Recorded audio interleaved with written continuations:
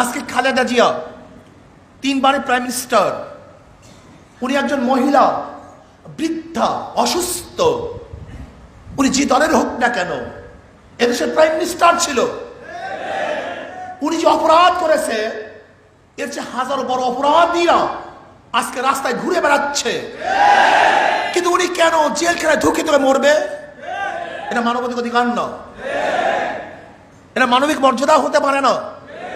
আমি সরকার বাহাদুরকে অনুরোধ করব, আপনার মধ্যে আছে সেই দেড় শক্তি। যারা ক্ষমতায় থাকে তারা দেড় শক্তি নিয়ে ক্ষমতায় থাকে। কাজী এই দেড় সাথে মোকাবেলা করা জনগণের জন্য সম্ভব নয়। আপনি এমন শক্তি অর্জন করেছেন যে শক্তির মোকাবেলা করার শক্তি জনগণের নাই। কাজে আমি অনুরোধ করব, ওই মানবিক মর্যাদা হিসাবে আমাদের দেশের প্রাইম মিনিস্টার তিনবারের ওই বৃদ্ধা খালেদা জিয়া, অসুস্থ খালেদা জিয়াকে আপনি মুক্তি দিয়ে দেন। কমপক্ষে যেই স্লোগানের ভিত্তিতে এই দেশ স্বাধীন হয়েছিল, কমপক্ষে সেই প্রমাণ রাখেন যে আমরা মানবিক মর্যাদা দিতে পারি।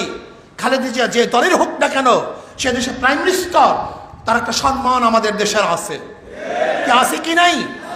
কাজে আমরা মনে করি মানবিক মর্যাদা দিতে গেলে এই বৃদ্ধা প্রাইম মিনিস্টার, চেয়ারপারসন বিএনপি, তাকে নিঃশর্ত মুক্তি দেওয়া উচিত। এরপরে আসেন, সাদেক হোসেন খোকা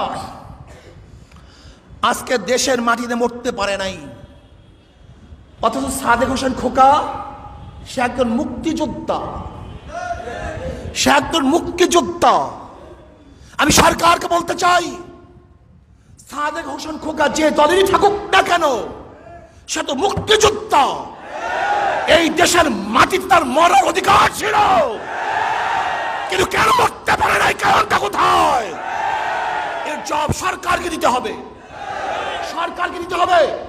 এই সরকার জনগণের সরকার নয়, এই সরকার বাংলাদেশের সরকার নয়, এই সরকার মুক্তিযুদ্ধের পক্ষে শক্তি সরকার নয়।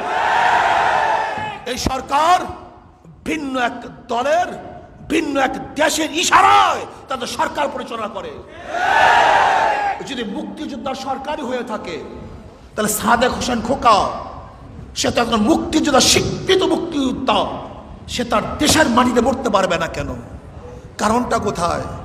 এই জবাব সরকার কি দিতে হবে, এই জবাব সরকার কি দিতে হবে।